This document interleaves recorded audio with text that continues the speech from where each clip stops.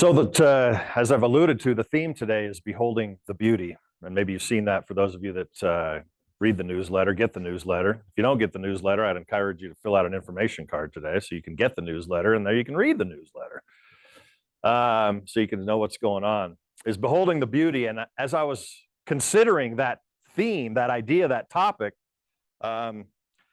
I've come to learn that one of the ways that I work is that I find myself looking at kind of all sides of a particular viewpoint until I get myself most of the time back to this place of neutrality, almost all the time. Beholding the beauty, and I can behold the beauty everywhere, and yet there's stuff happening in the world that doesn't look real beautiful, huh? Whatever that might be. And each one of us, if we went around and interviewed each of us, we'd probably say, well, this was what looks beautiful to me, and this is what doesn't look beautiful to me. And we have however many different perspectives that we do in the room. And so I come back to, okay, well, if there's some truth about both of those, or both of those are so, what do I actually have to say about this?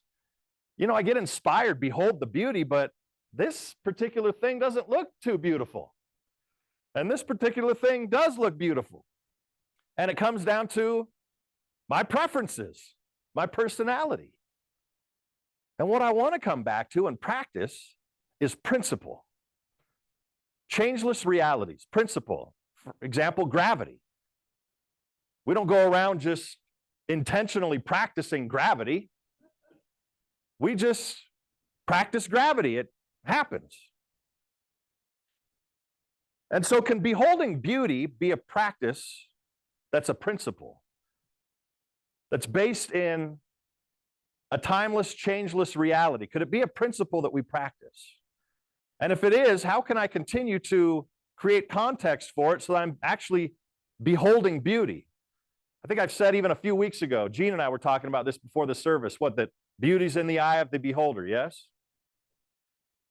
And that this whole idea that seeing is believing. And in one of the classes that we're exploring right now is the idea that believing is seeing. Is that it actually my belief in life, my beliefs, the construction, the perceptions, the ideas about life, the faiths that I've put together inform how I see the world. I think I said this too. I mean, as we know, we've heard this saying before, one person's trash is another person's treasure. One person's treasure is another person's trash. It's just degrees of perception and how we view things.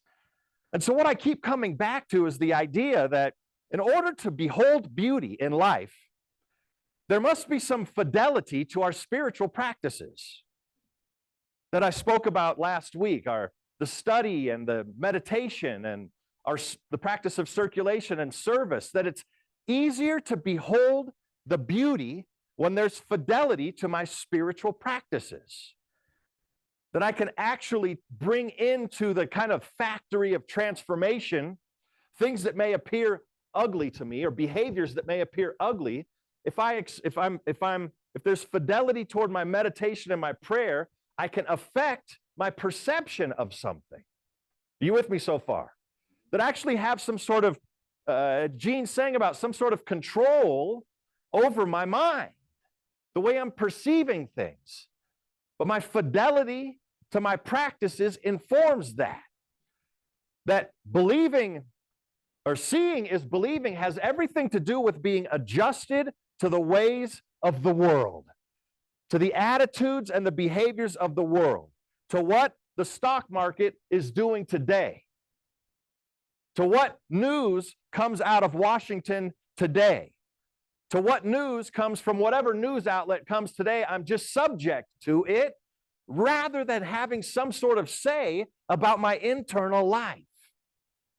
Rather than having some sort of mechanism, a fidelity to my spiritual practices where I can take some sort of news or some sort of idea that I react to because it doesn't line up with my values, because it doesn't line up with my principles, doesn't line up with my preferences, and actually have that time, that liminal, that space in that liminal space, that time in the liminal, what am I trying to say? That in-between time where I'm actually experiencing some dominion over my consciousness, where I'm actually experiencing some say about what I'm thinking, about then the feelings that I'm moving through life with, then that have a tendency to attract unto me as that gravitational pull happens based on my belief and my outlook on life. Are we together so far? Fidelity to my practices, to my spiritual practices, being faithful to them, gives me a greater opportunity to behold the beauty, gives me a greater opportunity to have a say about how I'm viewing the world. Whether I agree with it personally or not, some sort of reconciliation process inside of me that brings me back to a capacity to behold truth. A capacity to have a perspective. Why does a mountain turn into a molehill? A molehill turn into a mountain? Well, and vice versa. We can get to that next. How is it that a molehill turns into a mountain? Because I get real close to it. And I lose, or not lose, but that's then the perspective that I have. I get so close to the molehill that it appears to be a mountain. And the further I get from it, puts it in its proper place. Oh, it's just a little molehill there. It doesn't need to have so much sway over my life. Fidelity to my spiritual practices gives me some distance, gives me some space, right? If I'm just all up in it, everything looks big and everything looks scary. And believe me, I get it, gang. I get what it is to be afraid of the stuff. I mean, I've been fairly transparent, I think, about what I've been going through for the last month or so. It's been deeply painful. And what I can say this morning is that I'm grateful that I'm coming out of it a little bit. And you know what I have is a little bit of perspective now. I don't know how many times I've been through a dark night of the soul. And this one was real intense over the last few. Just faith crisis, doubt about everything. Everything's going to hell in a handbasket, you know, whatever saying you want to come up with. And then and then it just affects my self-worth and my capacity to be a dad and my capacity to be a minister and all this. And then it's just like, just what's the point of any of it, right? I've gone through that a number of times in life. Deep, dark nights of the soul. But as I've heard before and I've said before, you keep walking through a dark night of the soul, right? Yea, while I walk through the valley of the shadow of death, it says, I will fear no evil. We have to keep walking. As it's been said, when you're walking through the valley of the shadow of death, don't pitch a tent. Keep on hiking. Keep on walking. Keep moving. And so as I stand here this morning, delivering this message to you, I have a little bit of distance from it now. And I see once again, oh, there's beauty in it too. Because I can learn a little bit more about my soul, just a little bit more about my life, a little bit more about what's really going on. Oh, I survived that one too. And what do I feel? I feel a little more enriched, a little more satisfied somehow. And you know what? There's going to be another one. Why? Because I'm interested in growing. Which is what I pray for each one of us, is that we be interested in growing. And I'm telling you right now, baby, if you're interested in growing, there's going to be times where you meet yourself where you currently are and you're going to be required to change. And that's terrifying. Because it means what I've held on to, what I've known, that paradigm that I've held that's become so entrusted and so sacred, I have to let go of. And what if there comes a time where that which I called ugly, or that which I called non-preferential, or that which I called bad, I'm being actually called through the fidelity of my spiritual practices to not even call it good, but just to behold it from a place of neutrality. Just neutrality. The witness consciousness in Buddhism, just to witness. Now, This is not a sermon or a message about the ease of life. I'm not telling you life's easy. What's that book? Is that The Road Less Traveled, M. Scott Peck? So many people read that. Was that back in the 70s? It was like the mainstream introduction kind of to New Thought principles, the way I understand it, things like that. I believe it's that book where the first line of it says, does anybody remember the first line of that book? Life is difficult.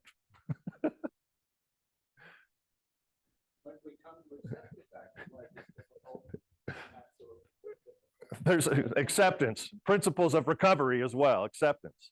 And I think many of you know that one of the things I went through a number of years ago is I stopped drinking alcohol. I had to. You know, well, I didn't have to. That's not true. But it felt like I had to.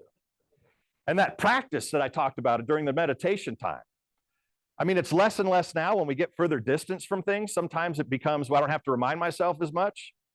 But there are two big dragons I've slayed in life. One is nicotine and one's tobacco. And each time that I went through those significant changes in life, I had to remind myself, I don't do this anymore, over and over and over again. Now, those were behaviors, but behaviors are rooted in consciousness. And so I had to remind myself over and over again, I don't practice this thing anymore. And so when I'm making a change of consciousness as well, when I'm moving toward beholding beauty, I have to remind myself, oh, I don't call that person other anymore because they don't agree with me. I don't make them wrong because they don't agree with me. I don't do that anymore. I just want to get myself to a place of neutrality. And fidelity to my spiritual practices assists me in doing that. And then what's the benefit of that, gang? I love being right as much as the next person. It feels good right in here. I'm right. You're wrong. I'm right. And it feels good. And I know it. And you're wrong. More than I'm right, you're wrong. But there's no freedom in that, is there? I mean, ultimately, we know by now there's no there's no real juice in that.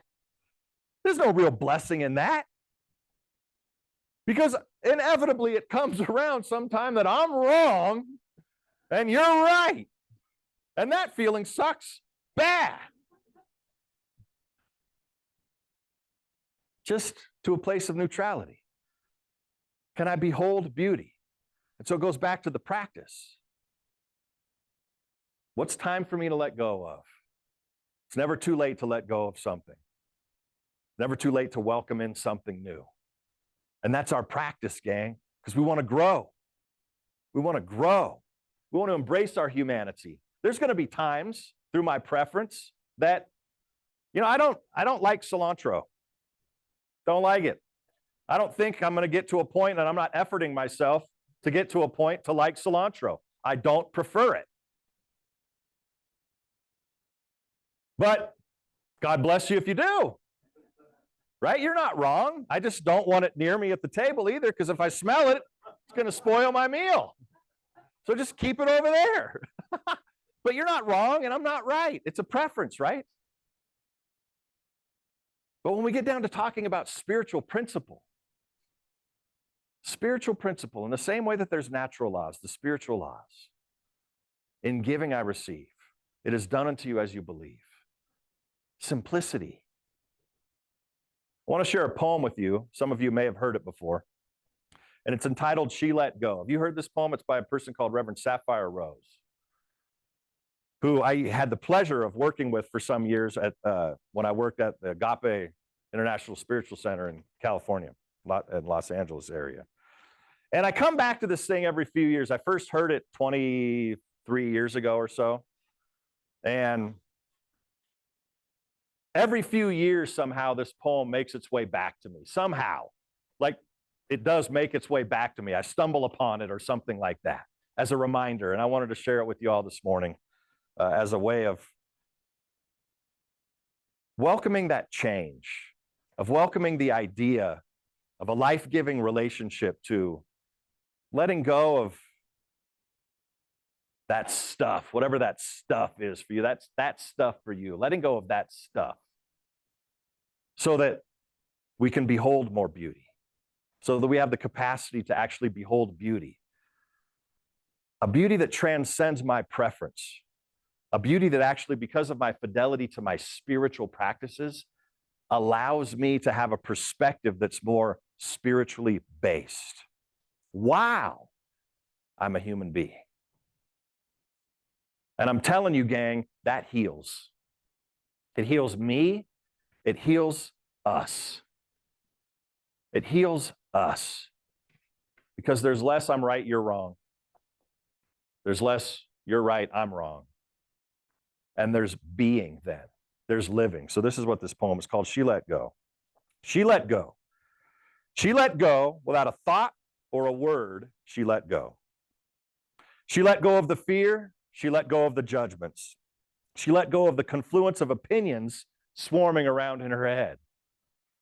She let go of the committee of indecision within her. She let go of all the right reasons.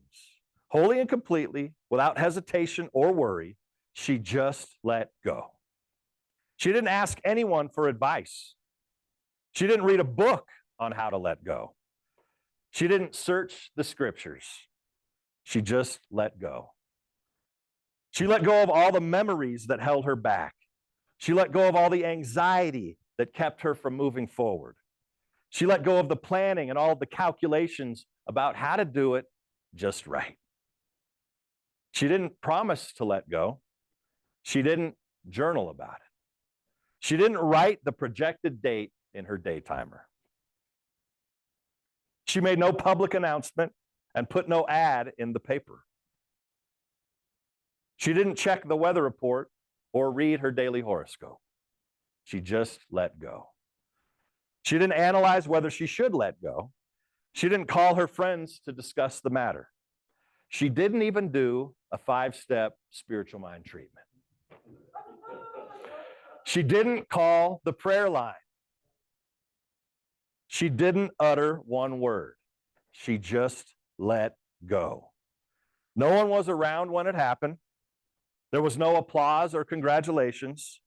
No one thanked her or praised her. No one noticed a thing. Like a leaf falling from a tree, she just let go. There was no effort. There was no struggle. It wasn't good, and it wasn't bad. It was what it was, and it is just that. In the space of letting go, she let it be. A small smile came over her face. A light breeze blew through her hair, and the sun and the moon shone forevermore. That's a practice that I invite each of us into. A lot of good stuff in there. So let's round this time together off with just a brief moment of prayer.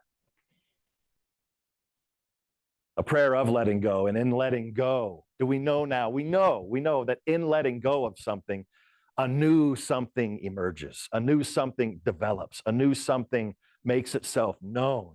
And it's got to be better, because that's where we're at. That's where, if there's a direction that we're moving in the direction of growth, in the direction of becoming, in the direction of expansion. And this is the prayer that I know for this community. For all of us here gathered, for those community members that are doing whatever they're doing, wherever they're doing it this morning. That something graces our heart, that graces our mind, that blesses our soul, that is of that deeply spiritual nature, that transforms us, that uplifts us, that continues to move us in the direction of our great becoming. An allowance, a willingness, growth. I'm grateful for this community. I'm grateful for the sacred dance. I'm grateful for the dance of the sacred that is upon our heart today, whether we understand it or not. Peace that passes understanding. Love that passes understanding. Beauty that passes understanding. I'm grateful for this word and for our collective time, for our collective consciousness. I call it good, and so it is.